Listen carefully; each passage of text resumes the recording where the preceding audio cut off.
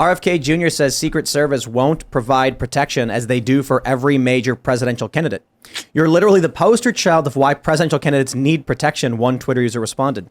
On Friday, RFK Jr. said that he had been denied Secret Service protection, a resource provided to all major presidential candidates since 1968, when Kennedy's father was assassinated during his campaign.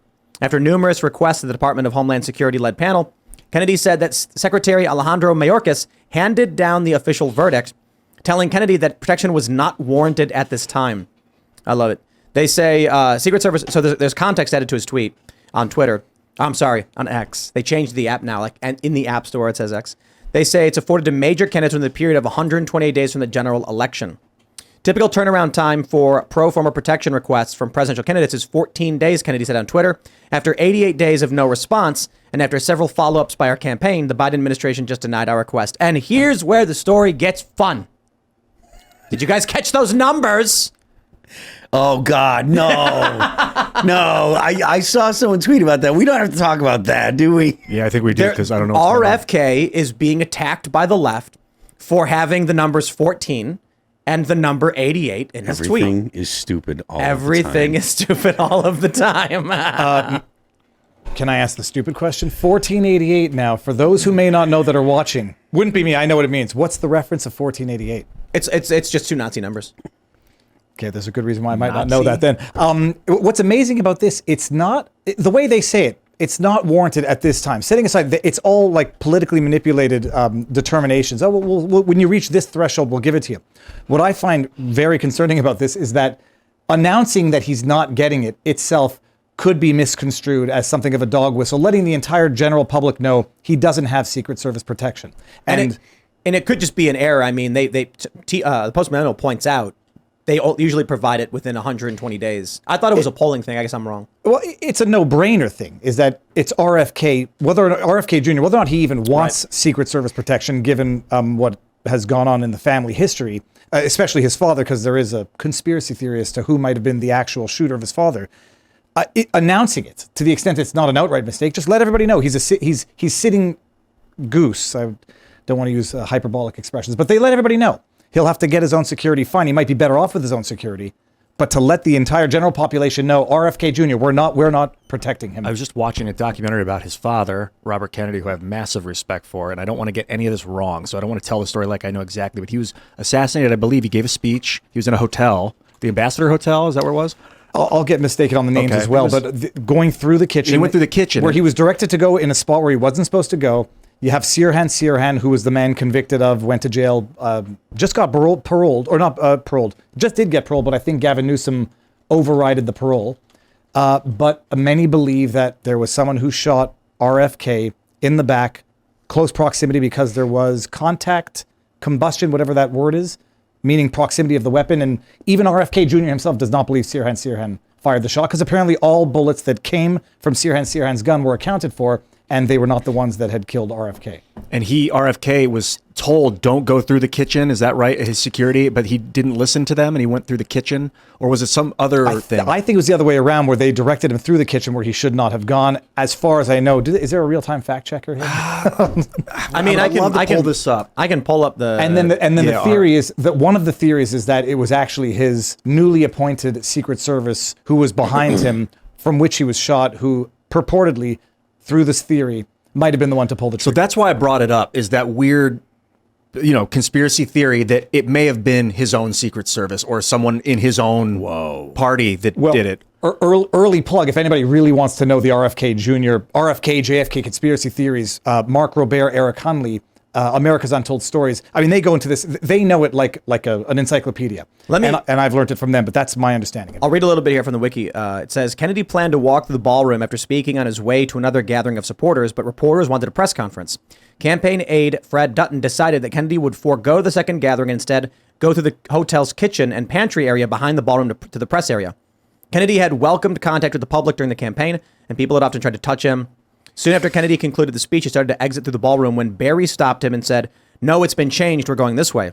Barry and Dutton began clearing the way from Kennedy to go left through swinging doors to the kitchen corridor, but he was hemmed in by the crowd and followed maitre d' hotel Carl Uecker through the back exit. Uecker led Kennedy through the kitchen area, holding his right wrist but frequently releasing it. As Kennedy shook hands with people whom he encountered, Uecker and Kennedy started down a passageway. Kennedy turned to his left and shook hands with Juan Romero, just as Sirhan stepped down from a low tray stacker beside the ice machine, rushed past Uecker, and repeatedly fired an 8-shot 22 caliber long rifle, Ivor Johnson Cadet 55A revolver at point blank range. Kennedy fell to the floor. Others, including George Plimpton and Grier, tried to disarm Sirhan as he continued firing his gun in random directions. 5 other people were wounded. So is the theory that he did shoot but missed? The theory is that he did shoot. All of his bullets were accounted for because they held his hand as he's firing and injuring other people. And the theory is that all of the bullets from Sirhan were accounted for, which means the mortal shot came from somewhere else. And there was an issue, if you can find it there. What is it called when the muzzle is pressed up against the, close to the body as Point it blank. shoots? Yeah, but then there's like a combustion discharge indicating that it was done from, Point blank inches. And I forget who the Secret Service newly appointed was. He recently died. He said RFK had like point blank residue or whatever. Yes, and he was the one standing behind him, so he was allegedly the only one who could have fired the fatal shots through the back. And RFK Jr. has come to this determination as well. He does not believe that Sirhan fired the fatal shots. There's no question that Sirhan fired shots, and all of them were accounted for. I mean, from a bird's eye view, just objectively, the assassin was in the kitchen waiting for him, and people right at the last minute said, "Hey, we're going to change paths and move you through the kitchen." So, like, Powder what burn, in the people are saying. hell? Powder burn. They just happened to move him through an area where there was an assassin. So what it sounds like, based off what you're saying, I don't know this is true. I'm just saying, based off what's being told, it sounds like Sirhan had accomplices high up that were to bring RFK into this place. Maybe he wasn't even the organizer, whatever, but somebody wanted RFK dead, and this guy was supposed to be the guy to do it, but he failed, and then someone had to clean up, finish the job. Now, I am not the expert on this. I have only picked the brains of the expert. Barnes, America's Untold Stories. That is the theory, that all of those bullets were accounted for. They were not the fatal ones, and to make sure it happened, there was this a new hire, like a brand new hire. The individual recently died, and that's the theory. So whether or not RFK Jr. even wants, I won't say deep state, the administrative state's protection. I mean, that might be more dangerous than not. That being said, this might be one of those situations where it's going to be damned if you do, damned if you don't, because he doesn't get that. Now they make the announcement, RFK Jr.'s left to his own devices. So, Yeah, I wonder. I think it may be fair to say, well, presidential candidates typically get 120 days out, but don't families of politicians who have, wouldn't this be a special circumstance? Doesn't Hunter Biden obviously has Secret Service protection? His dad's currently the president. Yeah. I can understand that. But this is like a special circumstance where I think, but perhaps it's just not procedural. Who knows? But announcing that it's not there is an act of politics.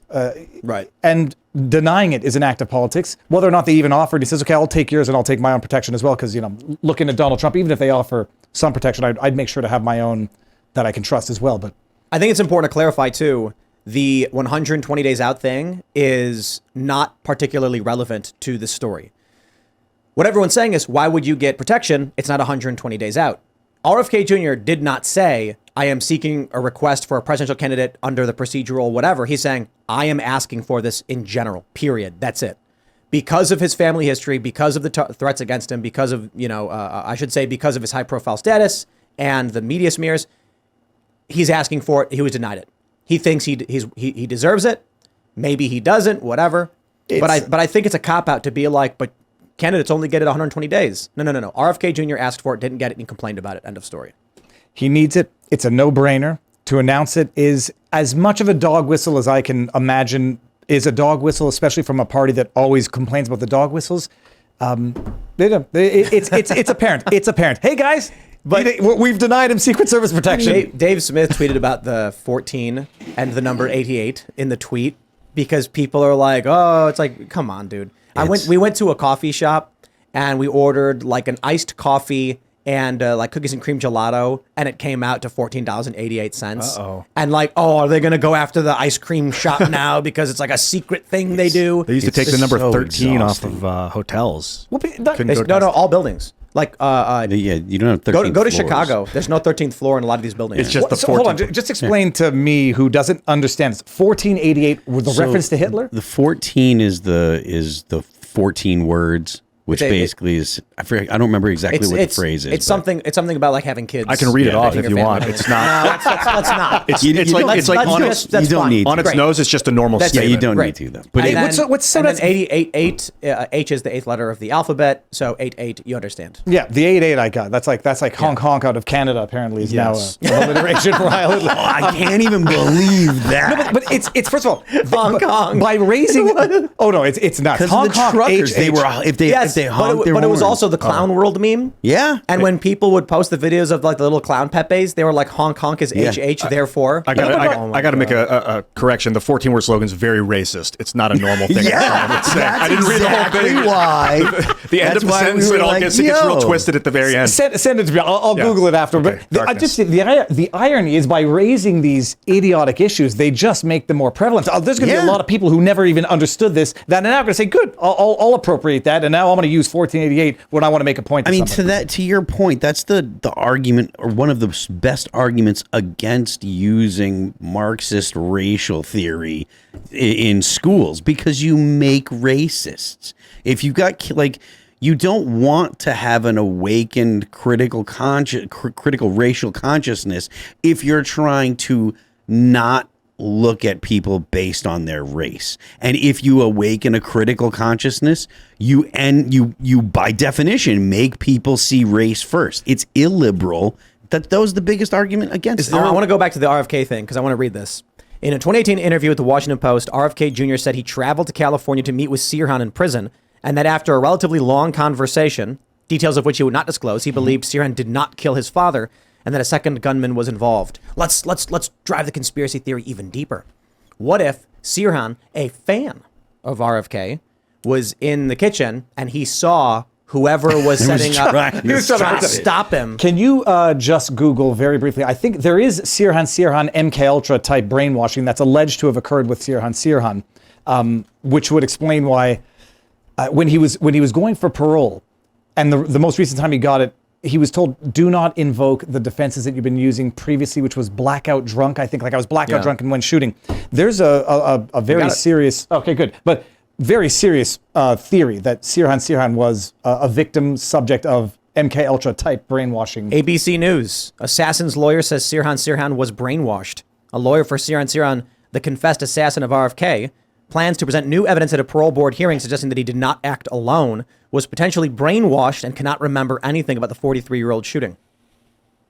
Yep. And granted parole, and Gavin Newsom overrides it in his. What is it? The lawyer's tale has all the makings of a great conspiracy theory, if not a science fiction thriller akin to the Manchurian Candidate. Yeah, but can you understand that mainstream media says this? This article is what now? This is 10 years old. 12 years old. Can you imagine? They say it's conspiracy theory, Manchurian Candidate, as though Operation MK Ultra did not exist and did not do the things that they were Operation trying Northwoods was a thing, and JFK was like, nah. to do. Yeah, nah, and nixes it. Department of Defense says, Gulf of let's Tonkin. MK Ultra, it was like I believe. Now, explain if you know more, but it was like a mind control program where they put people on psychedelics and then tell them things. Voluntary psychedelics and involuntary. And it actually has a connection to Montreal. There was the Allen Memorial, which is the mental institution in Montreal, where they would test on mentally ill people, homeless people. And the idea was, this is coming out of the Cold War, as far as I understand, and I'm free to make mistakes on this, but I'm pretty sure I got it. They were testing basically to see if they could administer drugs to get people to tell the truth, or effectively just to mess with their brains and get them to do crazy things or disclose secrets. And so it involved involuntary intoxication, like dosing up people with LSD without telling them. It involved experimenting on homeless people, mentally ill people in institutions. And it's what it was. This is what they were trying to do. It went on for decades. It was institutionalized. Illegal. So I pulled it up. It was, Wikipedia says, it was an illegal human experimentation program designed and undertaken by the U.S. CIA, intended to develop procedures and identify drugs that could be used during interrogations to weaken people and force confessions through brainwashing and psychological torture. There are people out there who don't know this and then read that bullcrap article from ABC where they call it a conspiracy theory. It was implemented, I won't say policy, programs by the government. And but for the fact that it's been disclosed, or I don't know how it was revealed. And people still think it's conspiracy theory. Yeah, mind control. It's a conspiracy theory. No, I don't know, they were trying to do it. Conspiracy theorists have a pretty good track record at this point, unfortunately. They are more accurate than CNN. I should say, unfortunately, for the U.S. Government and for our sense of reality. Yeah, for the it's a people. good thing that people are exposing nonsense. Operation Northwoods, for those who don't know, I mean, everybody should know this. That was a plan to basically stage domestic terrorist attacks, blame it on the Cuban government so they could justify public sentiment of a war against Cuba. And it would involve domestic terrorism. I think it involved blowing up planes. And it involved fabricating or falsifying terrorist attacks, but also carrying them out on U.S. soil to create public sentiment for a war that they wanted to fight. It sounds very similar to, I don't know, something that happened in 2001. They wanted to have like people Americans wearing Cuban outfits and like stuff. Planes flying flying into buildings. I think there was talk about mass shootings. They wanted to have people run on the beaches and look like an invading force. Kennedy said, John Kennedy said no. And a year and a half later, a year and a half later, he passed on. What was that? Let's get the microphone right there. A year and a half later, what happened. and but for JFK vetoing this made it all the way up. It's not like, oh, it was some crackpot down on the lower chain. This was like right up there. JFK said no. We need Shane. Where's Shane at? Shane Cashman. Yeah. He knows. Oh yeah, he's the authority on this. He wrote this. He was writing a story about the Long Island killer, serial killer. So like this is his wheelhouse. He knows all this stuff. Oh, I want to know. It's reality is stranger than fiction, and yet you still have mainstream media outlets calling this conspiracy theory. It's reality. Call it conspiracy reality. I'll tell you this: if there is anything on this planet that makes me consider quitting this job more than anything, it is the knowledge, the fact-based knowledge I have that everything we talk about when it comes to news is wrong. What I mean is, when a news report comes out and says like Joe Biden did thing, like it's not true. His PR people are lying. Spokesperson is lying. The journalists are lying. And then when it comes to war and conflict in Ukraine, the intelligence agencies are lying. And so I'm like, I know right now there's two dudes in the CIA and they're like hanging out in a break room. Timcast IRL is live. They're sipping their coffee and they're laughing, being like, these morons don't know what they're talking about. You can basically take the mainstream media headline of the day and assume that it is 100% inverted incorrect. And it's not conspiracy theory is the way of writing off people. I think they've recently... the most recent conspiracy theory was overcounting COVID deaths, now confirmed. But it's just like they call it conspiracy theory until they can't deny it. Who was it that said it's not a question of controlling what they know, it's a question of controlling when they know it? Oh. And so it's a beautiful expression. I've mangled it. But the idea being... eventually the truth will come out. It's not a question of denying people the truth, because you can't keep the truth hidden forever. It's just a question of making sure it comes out, later on when they're all fatigued and they no longer care about the fact that they overestimated COVID deaths apparently by X amount. And that was, are you referencing because they were counting people that died with COVID that maybe got into a motorcycle accident as like that COVID had killed them Tim, on accident? What are the rules of the discussion here? In what capacity? There's no... regarding miscalculating COVID deaths, if someone had it, but then they got into a motorcycle accident and they'd say that was a COVID death, so that... There was a metric of died with COVID. And I think you understand that it means quite literally what it says. No, for sure. Well, I meant COVID, the rules in terms of not getting in trouble. I don't know. To discuss it. No, the COVID stuff's pretty cooled down now, but I just don't make claims that I don't have evidence for. But the whole medical stuff is what they're actually going after people for. Okay, well, I don't know, whatever. I'll just report what they announced in Canadian news, and the doctor said, we were not distinguishing died with versus died from COVID. And now the New York Times came out with an article basically confirming as much, saying we've attributed X amount of deaths to died with. But first of all, you can never have a number when they were not distinguishing between hospitalized with versus hospitalized from. There was, I think, the chief medical officer of Illinois came out and said this, understand we're saying with, not from. Like, they were very clear about it. Hochul came out and said it. Wasn't. Right. Hochul came out and said it. And then you got... look. This is the important distinction. The media lies. Oftentimes, I think this is what Alex Jones said. They will tell you there's a bear trap, and if you're too stupid and you walk into it, it's your own fault. You had Illinois, you had Hochul, you had politicians telling you outright, explicitly. They weren't lying. They were saying died with, not from. But the media would then insinuate or write things to make it sound a certain way. Yeah, I think they were indicating it on the death certificates in a way that would allow for this confusion. You reminded me of one where when the media... One last thing. Go for it. Always go and talk to your doctor about what's right for you. Don't take medical advice from podcasters. That's if Continue. you trust your doctor. Now, if you come to like the black pill, Viva, who do you trust anymore? You have to know a doctor to be able to trust what they're telling you. Absolutely. Yeah. And so have a conversation with them if you can. Look, if I always say this, like if you've got a plumber and you don't trust them, you should not have that plumber. Yep. If you've got a doctor you don't trust them, find one you do trust.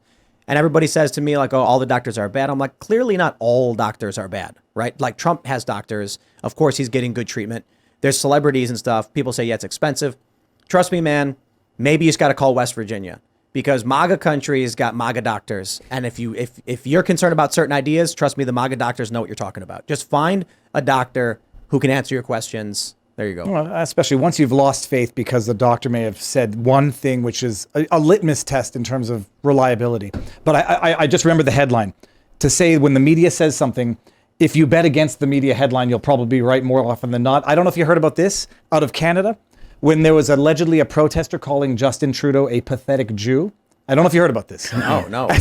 So it was the Friends of the Simon Wiesenthal Center who put out a tweet saying anti-Semitism is out of control. We can't tolerate this hate. A protester calling Justin Trudeau a pathetic Jew. Is Justin Trudeau Jewish? No, we'll get there. It's even worse.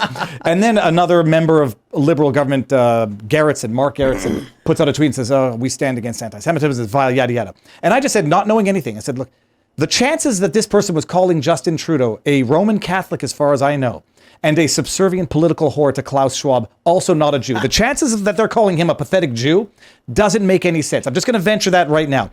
Turns out, aggregate knowledge of the interwebs gets out there, tweaks the audio of the recording. It's either pathetic puke or pathetic juke, because there's clearly a uke. And it's so the story falls by the wayside, but only after, anti-Semitism on the rise makes headlines on the Twitterverse of Canadian liberal. Thanks for watching this clip from the Timcast IRL podcast. Hang out with us live Monday through Friday at 8 p.m. and become a member over at timcast.com for uncensored, members-only shows exclusive. Thanks for hanging out, and we'll see you all next time.